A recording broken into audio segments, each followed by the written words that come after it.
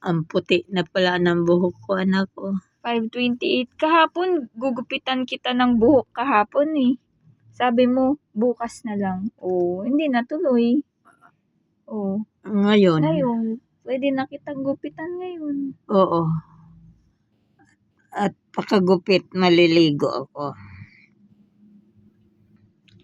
Hindi ako anak pumasok ng maglaba, magplancha.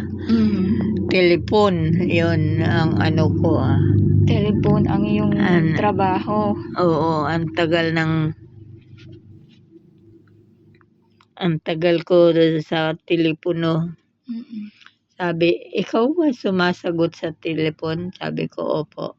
Ang galing mo mag-English ano kanila? Sabi ko, kasama po. Ang galing. Taga saan ka? Samar.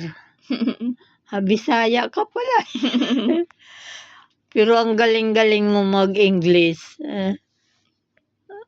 Sabi sa akin, ang ganda ng boses mo sa telepon.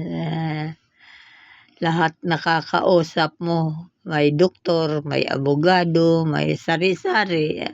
Sinasagot ko sila. Opo. English speaking, ha? Yes.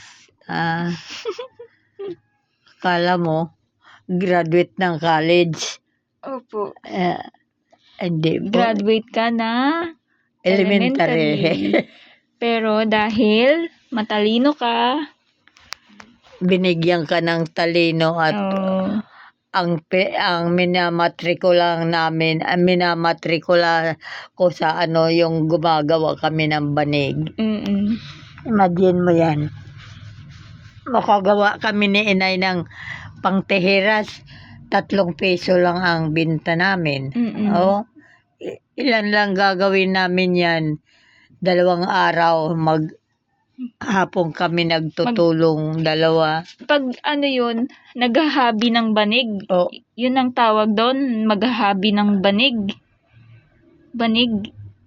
Yung, di ba yung banig na ginagawa nyo ni Lola, yung ginagawa ni Lola, from the scrap, di ba, pupunta siya doon sa... Yung may tali doon, tapos nagpapagulong si Lola. Kami hindi. Yung from scrap, di ba ginagawa niya, pati yung pagdaday ng ng banig, yung kinukulayan yung banig, di ba? Di ba lahat from scrap ginagawa ni Lola, Mama? Galing, no? Magaling magawa ng duyan yun. Duyan. Opo. Kasi naghahabol siya. Yung lobid nakatali doon, tapos may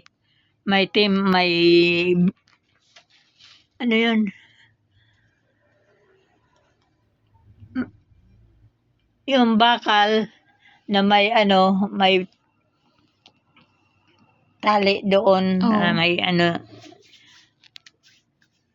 naghahabol. Opo. Okay. Masipag din yun, yung lola ko. Nanay ni inay. Pero ang liit yun, Ning. Opo. Puding. Lereng. Halika. Magtanim tayo ng lubi. Ano yung lubi? Nyog. Magtatanim kami ng nyog doon sa lupa ni Lola.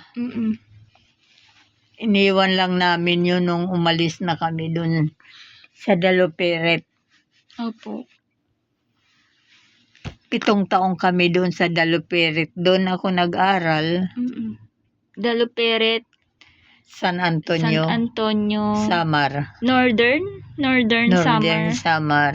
Okay. Ang central namin yung Katarman. Central nyo, Katarman.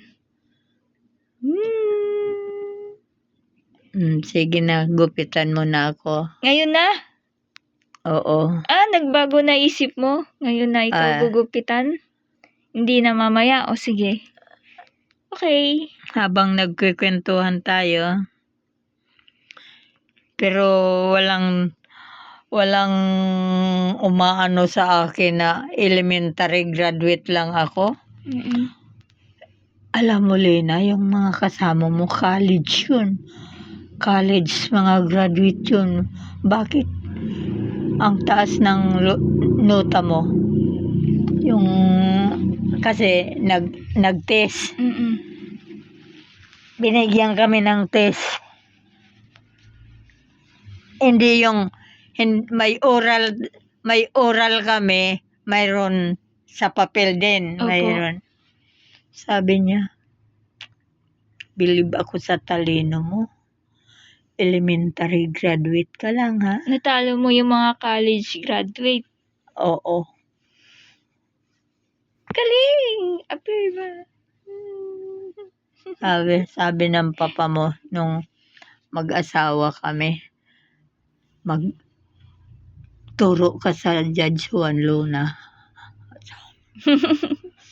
Sabi ko, wag na. Mayroon yan mga teacher na pagpasok yun, kanya-kanya sila room. Mm. Ikaw na lang ang tuturuan ko. Sabi niya, Homeschool? ang talino mo. Pinakamatalino sa amin si Kuya Puding. Opo. Ang hindi si Ate Gloring at saka si Ate Tersing. Kasi pumunta na sila dito sa Maynila agad eh. Sila oo, nadala sila yung unang-unang batch sa pamilya nyo. Nadala sila ng ganun na barkada. Ganun na yung yung destiny nyo. Naging ganun na yung destiny nyo kasi pati ikaw napunta na rin dito sa Manila. Ay, 'di ba? Nagpunta ako solong pera ko. Sabi ni Tay Pauling, wala kang gagastusin. May order sa akin na kasi si Tay Pauling kumukuha ng mga ipinapasok doon. Dito sa Maynila, kukuha sa Bisaya nagre-recruit siya ng mga dalaga, papasok dito sa Maynila. Pero ba ang nangyari ba talaga sa summer mo, diretso dito sa Maynila? Or from Manila, tsaka ka nakapagtrabaho sa Pangasinan? Ganun ba yung nangyari? Matagal ako nakapagtrabaho sa Pangasinan. Kasi may kakilala ka dito sa Maynila na dinala ka sa Pangasinan. Opo, si Lola.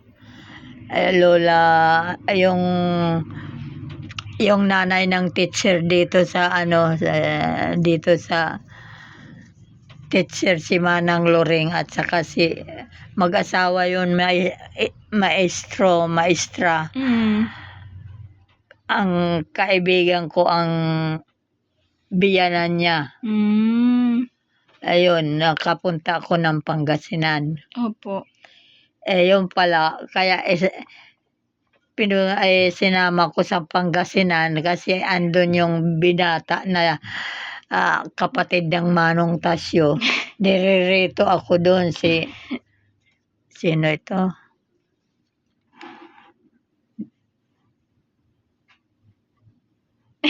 Nakalimutan mo yung pangalan? Oo. Lumaki ako na kinikwento mo yung pangalan na yan sa akin eh. Kaya nirerito niya ako doon, David. Nirerito niya ako doon. Sabi ko, tanda naman yun, Manang, Lola Bibing. Sabi niya, mabait yun. Bumalik sa Amerika. Opo. Kasi ayaw ko. Dadalhin kita sa Amerika, kukunin ko. Tapos yan yung sinabi mo na hindi yun matandang David yung napangasawa ko. Yung pala, mapapangasawa ko talaga. Yung pala, ang destiny mo si Papa pala talaga. Gustong-gusto ako yun, yung David na yun. 19 years old ka lang nun. 19 ka lang, di ba? Kasi pumunta ako rito sa Maynila, 17 years ako. Opo. 17 years ako pero hindi na ako nakapag high school dahil pumasok ako sa katarma ng tindera Opo. kay Itay Piping, Opo. kamag-anak nila tatay. Tapos Manoy Bilyong, Silring, iyak ng iyak palagi, nalulungkot daw. Uuwi na ako, tatay, uuwi na ako. Hindi rin ako napigilan na sumama rin ako kay tatay, Opo. Tapos, pagpunta rito sa Maynila, 17 years ako na. Opo. Wala rin ako anak pera. Opo. Si Itay Pauling ang nagdala sa akin dahil may order daw sa kanya. Si Itay Pauling kumukuha ng mga ahensya. Opo. Kumukuha ng mga dalaga para ipasok doon sa sa dito sa Maynila kung sino may order. Opo. Ako nga sabi mayroon order na maghatid ng 10 years na bata. Kaya sumama ako, wala akong kapera-pera dahil mayroon na talaga ako papasukan. Yes. Magkano naman Itay Pauling ang sahod ko? 25 centavos. Ay, 25 pesos na nun, no? Sa isang buwan yun. Oo. Sa isang buwan. 25 pesos, 1 Oo. month. Ngayon, sabi ko, bigay mo ito kay inay na na 15, akin naman ang 10 kasi 25 rin ang sweldo ko. Opo. May pira ako Galing ng memory agad. ng mama ko. Naalala mo yan. Pag uwi ni Itay Galing. Pauling, Thank you, Lord. pag uwi ni Itay Pauling, may binigay kay inay. Ano ito? Bigay ni Lering sa'yo. Kaya kuha ng advance doon sa papasukan niya. Ang ihatid ko sa eskwela, 10 years old, dito sa Loreto, sa Ligarda. Yung Loreto, eskwelahan, naglalakad lang kami yung bata kasi 10 taon eh. Opo. Nakarating ako Maynila nang walang pera. Oo, anak. 17 years old ako, nakaapak ako ng Maynila. Opo. Wala akong kapera-pera na hawak. Opo. Sinaba lang ako ni Itay Pauling. Opo. Gusto mo, Lering? Mayroon na ihatid mo lang ang bata sa eskwelahan sa Ligarda. Dito na sa Maynila. Sabi ko, walang sundo, di ba? Di sundo doon. Sabi niya, ang lalaki, kapatid, dahil bata pa, sinusundo ng bus. Yung babae, 10 taon, maglalakad lang kayo sa Loreto. Ligarda yun, sa Opo. Ligarda. Opo. Sabi ko, sige. Wala. Itay Pauling, wala akong kapera-pera ha. Iwanan mo ang nanay ko ng advance payment ko. Tapos siningil niya yun sa'yo. Siningil niya yun sa'yo nung nagtatrabaho ka na. Oo. Idinidyak na sa akin yung yung binali ni Itay Pauling, binigay kay inay, dinidak na sa unang sweldo ko. Opo. Alam mo, ang sweldo ko, 25 rin. Opo. 25 pesos. Opo. Anong taon yan? 60. 1960 yan, ma? Pumunta ako dito sa Maynila, 17 years lang Opo. ako. 1960 talaga yan year na yan. Oo. Tapos, nagkakilala kayo ni Papa, 19? Nagkakilala kami ng papa mo pala, 1960. Oh, hindi yun So, nandito ka sa Maynila, 19. 17 lang ang edad ko, nagpunta ko rito sa Maynila. Dinala ako ni Itay pa uling. 1956 nandito ka sa Maynila? Ha? 1956? Oo. Ha, mga ganon? Ganon na nga. Mama? Wala rin ako kapera-pera. Sabi ko, Itay pa uling, wala ako pera ha. Di bali, may papasukan ka na doon. Hahatid ka lang ng 10 taon na bata sa Loreto ka. Loreto. Ligarda yun eh. Opo. Sabi ko, ay salamat. Nakaalis ako. Ay, salamat. Thank you, Lord. Nakarating ako ng Maynila. Wala akong kakakusing-kusing. Tapos, Edad ko 17 years. opo, yes. Tapos, dito ka na nagdibu, di ba, ma? Ha? Di ba may kwento ka nung nagdibu ka?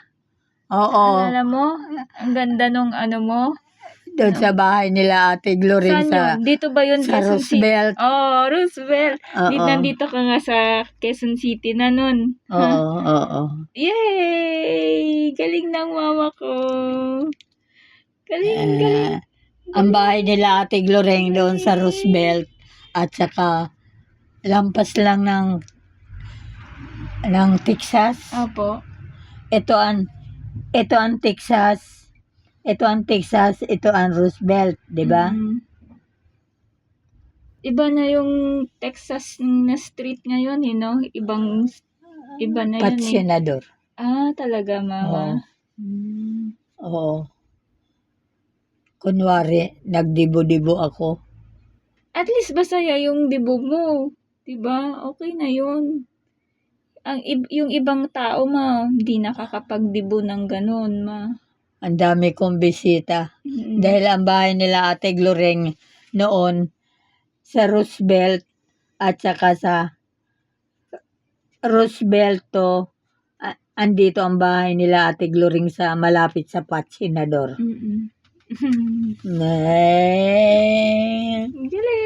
Thank you, Lord.